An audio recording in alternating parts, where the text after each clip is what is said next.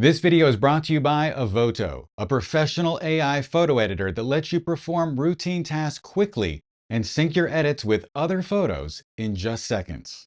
Welcome back, everyone. In today's video, I'm going to go over why it is that you should stop doing what you're doing right now, or at least after the video is over, and redo all of the edits in your portfolio and post them to your website. The reason is that there's never been a time that's better to retouch your photos than today. The reason is that there have been so many advancements in AI over the past 6 months that we can make our images look better than ever before.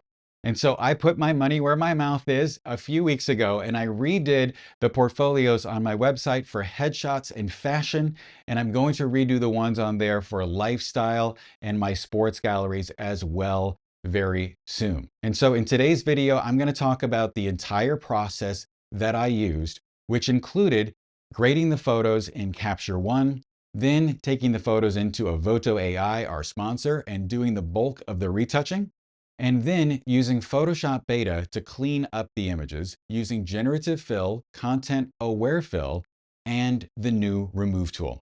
Then I exported the photos and uploaded them to my website and did the SEO. There are 42 images in my headshot and fashion galleries collectively, and I retouched over half of them from scratch. And this entire process only took 2 days.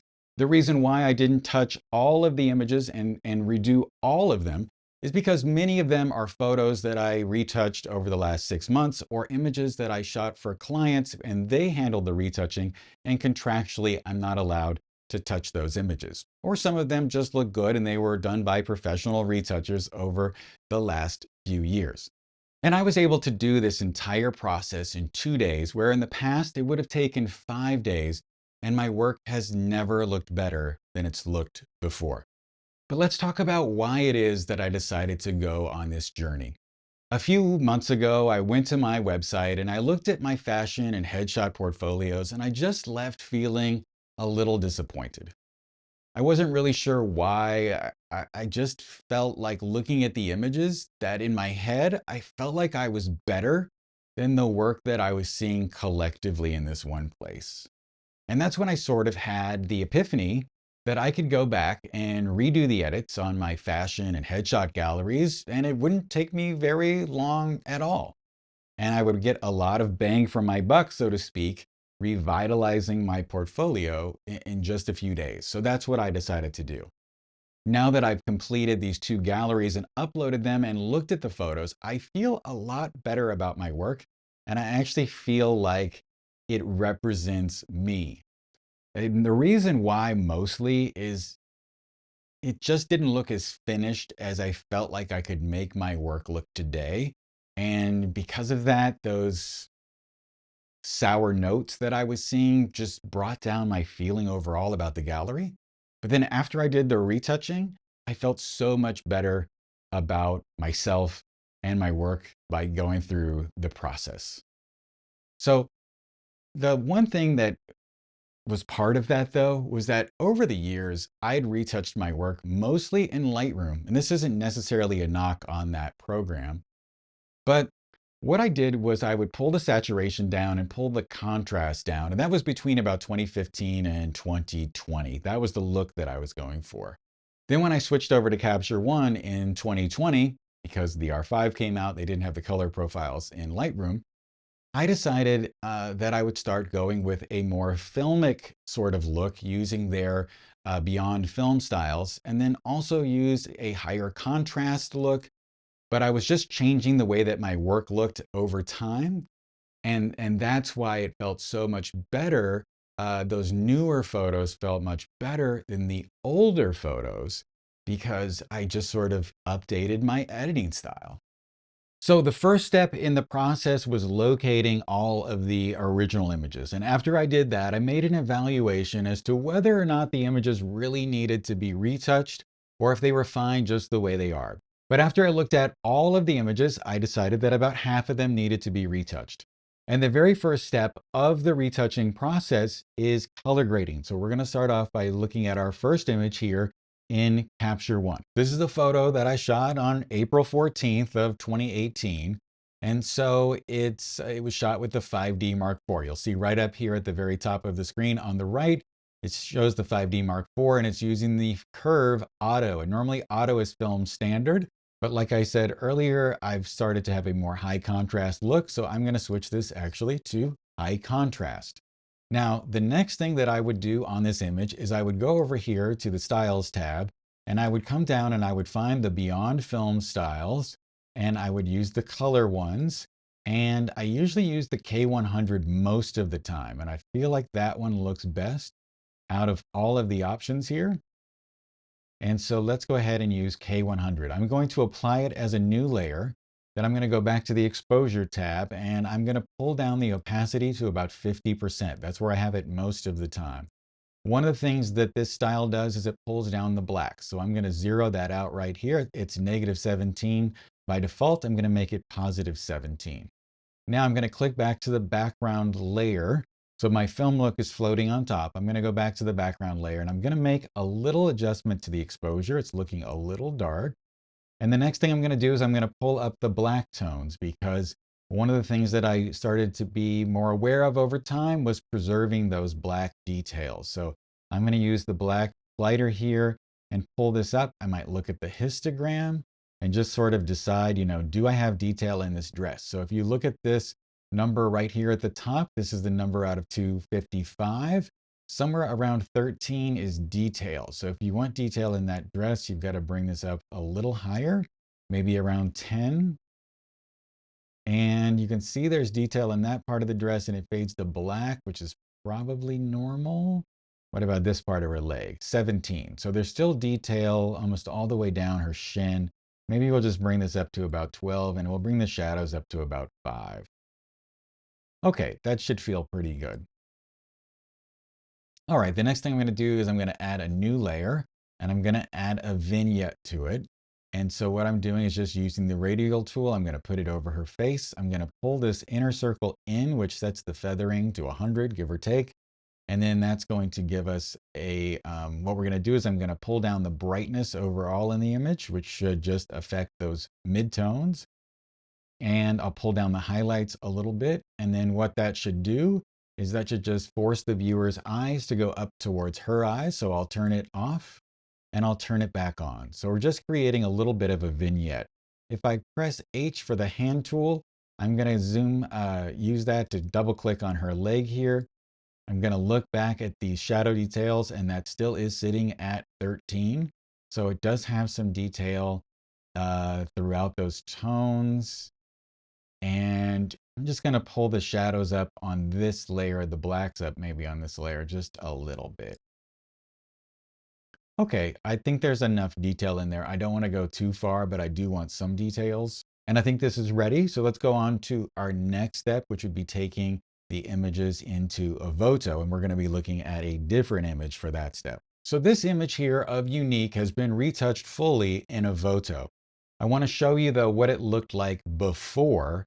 And so this is what it looked like directly out of Capture One. So you can see that here in the before, she has a fair amount of acne, and that's totally gone in the after.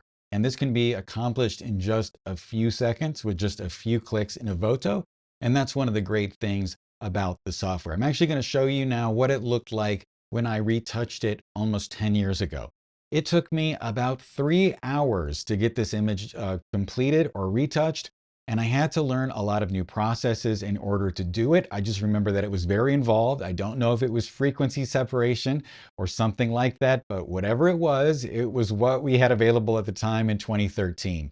Fast forward to today, and I was able to retouch this photo in Evoto in just a few seconds. So let's go back here to the software.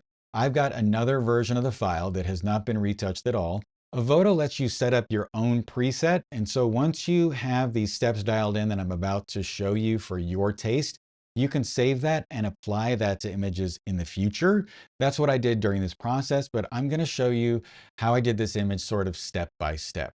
So in this window, the software has already figured out that this is a female subject. I'm going to pull the freckle and acne slider all the way to the right, and you're going to watch it instantly take away almost all the blemishes. I am using a Mac Studio that was about $3,000 last year, give or take. So it's a very fast computer. But I think most of this is happening with cloud computing. So just keep that in mind. It may not actually be happening on my machine. It was very fast when I did this on a laptop. The next thing you can do is pull up this oily face slider, and that might help us a little bit, but she looks pretty matte. You can pull down forehead wrinkles, but there are none. You can change the eye wrinkles, so I'm going to bring that up about halfway. You can also pull up the dark circles under the eye, and I'm going to bring that up about halfway. Next thing, there are smile lines on some people. You can remove that, but we don't need it here. One thing I always do are neck wrinkles. I normally remove that in post, so I'm going to pull that up quite a bit. And you can see that those went away. And now let's zoom out and see what we're looking at here. All right, I think that looks pretty good. Now we're going to go on to the skin retouching. I'm going to use the dodge and burn feature. I'm going to pull back in on her face here. I'm going to use the dodge and burn feature, and I'm going to pull that up about 2/3 of the way. I'm going to bring up the body and skin smoothing about 2/3. And that should reduce a lot of those blemishes. And I forgot a step earlier, so I'm going to go back up to the top, grab the body blemish slider, and I'm going to pull that all the way to the right. And you'll see the rest of those blemishes mostly disappear. And then you can unify the body complexion a little bit. So we're going to do that too. So I'm going to pull the slider up a little bit. I'm going to change my skin tone to something I feel is more appropriate for her. Yeah, that looks pretty good. And now I'm just going to zoom out. The next thing I'm going to do is I'm going to bring her eyes up a little bit. That way we'll just brighten those up. I'm going to go into the makeup tab. There is a highlight and contour tool like here as well. I'm going to pull those up about 2/3. Well, first of all, let me back out of those. Let me zoom into her face so you can see how this works. I'm going to bring that up about 2/3. And that's going to do highlight and contouring like we would see in makeup. So that's how that looks after the fact. And I think this image is pretty much ready to go. Here's the before and here's the after. It never gets old. It's pretty amazing to see. And if we zoom out, here's the before and here's the after. And it was just that simple. There is another feature though in Evoto I want to share with you, and that's Symmetrize. So I'm going to click on this picture that I have here of David all ready to go. And I'm going to show you the before and I'm going to show you the after. So you can see how that head tilt happened. That was happening using the Symmetrize feature. So I'm going to go ahead and find that. We're on our male face here. All right, so over here under the facial reshape section, I'm going to go down here to Symmetrize. I'm going to turn it off and I'm going to turn it back on. So you can see how that made a huge difference in the shape of his face. I'm going to pull the sliders down to 0 and pull them up one at a time so you can see what they're doing. So the first thing is the upper body slider. I'm going to slide that to the right and you'll see how that changed his neck angle a fair amount. Then the next thing I'm going to do is I'm going to grab the facial symmetry slider and pull that to the right. And that should further develop his features and get them to be more in line and what we would consider to be symmetrical. So just here's the before and here's the after. And you can tell how this tool is great for making people look their best. If you want to check out Evoto, click on the link in the description for a special offer. So the next thing we're going to do is take these images or different images into Photoshop, and I'm going to share that process with you as well. All right, so I've got this image of David here open in Photoshop Beta. I forgot to say that earlier. It is Photoshop Beta that we're going to be using today. The first thing I did was use the Liquify tool. Well, first thing I did was set up this plus pattern, if you will. And then I used the Liquify tool to push over the zipper on his sweater and to change the neck to get it to be symmetrical right up and down in the middle. So you can see what that looks like. I then did some cloning and that sort of thing, and I actually mapped over the left jaw muscle, camera left jaw muscle indent. I took that and put it onto the left.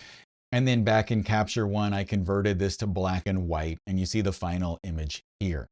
The next image I want to talk about is also black and white. I've got this photo of Akshay here. I've already done all of the skin retouching, I just want to show you the generative fill part for this image.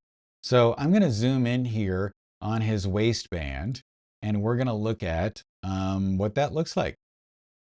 So you can see that the top of his underwear is just sticking up here. So I'm going to grab the polyagonal lasso tool. I believe that's what it's called. And I'm going to draw an outline here of where his underwear is living in the photo.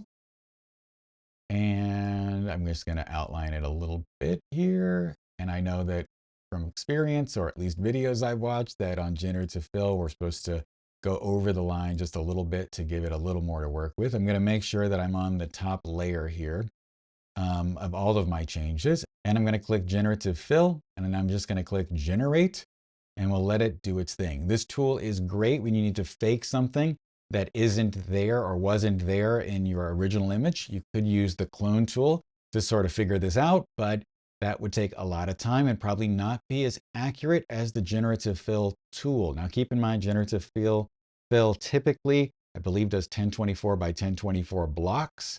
So it's not going to be very high res when you do something this wide in the shot, but I don't think it matters because there's not a lot of detail down here and I don't think anyone's going to notice. So now, looking back at the computer, I'm pleased just looking at my first frame. I'm excited to see that that muscle there, that V muscle right there on his hip, it's there in the generative fill layer. Here's the first option.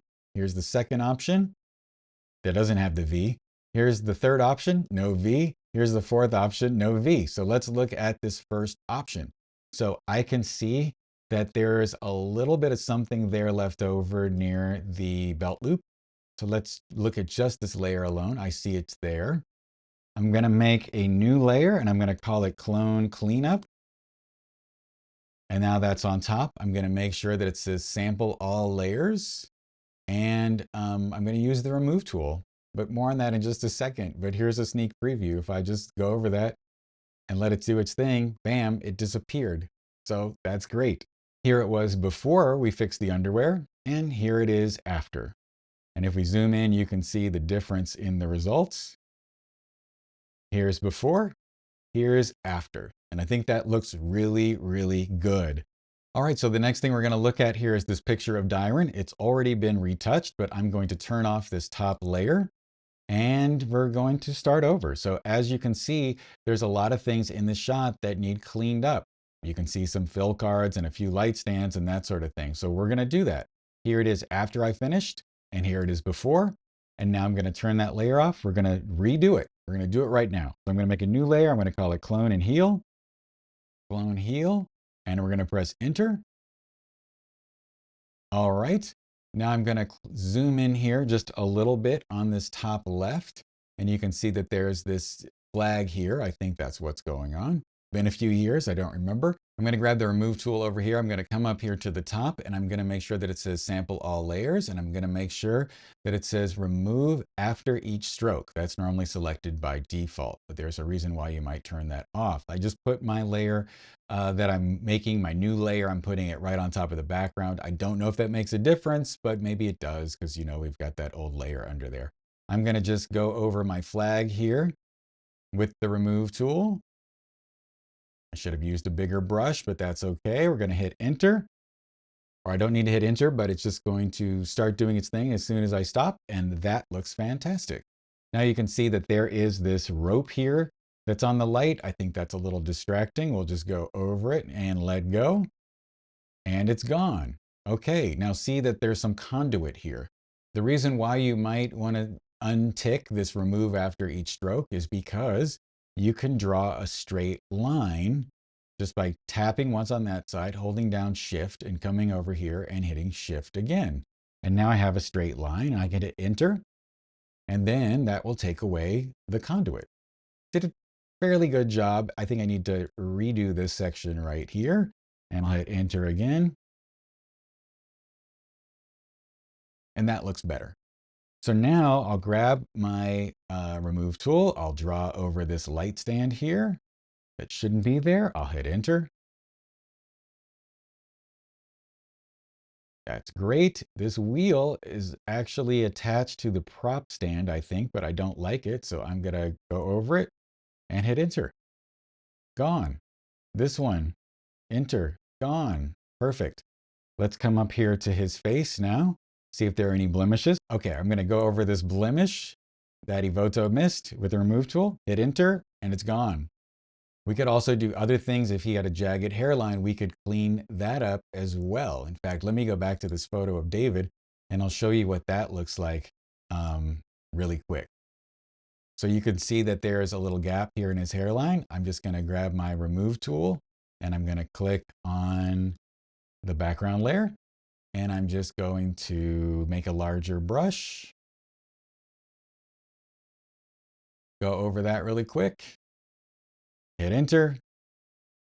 And bam. So that reasonably filled in his hairline. We might just go over it one more time. Hit enter. There, we got a much cleaner and nicer hairline. So you get the idea. We also can clean up flyaways with this as well. And it's just a fantastic tool for retouching that I'm sure you're going to want to use in your workflow. Now, the last thing I'm going to talk about is content aware fill. This has been around for a while, but it is something that you might not know about. So I'll show you really quick what you could do. So if I go back here to my original image, you'll see that the background doesn't go all the way over here to the right. What I'm going to do is I'm going to make a selection of the drape over here. We're all going to pretend together that I did it perfectly around this light in a very good way. And I zoomed in all the way and my outline is perfect because, you know, I like to be perfect. And we'll just include this little stand down here and we'll pretend that I did it perfectly on that edge of the stand. And great, we got our selection. Perfect. I do have the retouching over here in the layers from what I did earlier. For this demo, I'm just going to click on the background layer with all that retouching I did earlier, days ago, turned off. Now I'm just going to go up to edit and come down to content aware fill. Now, the reason why content aware fill is a better choice for extending the background like this than generative fill is that content aware fill is not locked into that 1024 or whatever small pixel count. It can be quite large. It's going to use the other things in the shot in order to fake it for you. So we're just going to go through here and make sure that the light's not selected or that the floor isn't selected or she's not selected because we want all of the information for our shot to come from the blue background and not something else. So if we just go over that stuff really quickly and make sure that we're only selecting the blue background, then the content aware fill should do a very good job of filling that in. Okay, perfect. I think that looks great. Of course, I could have done a better job with my selection tool, but that is a good demonstration of how it works. And now I'm going to pull up on screen the image that I did back in 2018 and the image that I did in 2023. You can see that the image looks so much better today. There's so much more space around the model that I was able to create with the AI tools, and the tonality overall looks great. And I love how that there's a huge quality improvement in this image between the old photo and the new one. And I'm so glad that I took the time to use all of these new AI tools to polish my work and go through this process because now I can feel proud of the work that I've done over the years. Once the retouching process was over, I exported the images and uploaded them to my website. I also changed the alt tags on all of the images for SEO and got the correct order for the two galleries. And I also updated the images on my homepage as well. And now that I've completed this process, I have a much better understanding or much better feeling about my work. And I am going to be very proud to show it to people. I can't wait to go in and change the lifestyle galleries and the business headshot galleries as well. And hopefully all of this will lead to better SEO, better impressions from potential customers when they come to my site, and more closed sales. And remember, if you want to check out Evoto, remember to click on the link in the description for a special offer. If you guys could please let me know in the comments if you have any questions. And also, if you could let me know how you feel about the remove tool, the content aware fill tool, and the generative fill tool, and which one you like for different things that you have to get done in Photoshop. We have so many options now, and every person is going to have their own opinion and their own experience. And I'm sure that we can share that with each other and learn from that process. Thank you so much for your time. Have a great day, and I'll talk to you soon.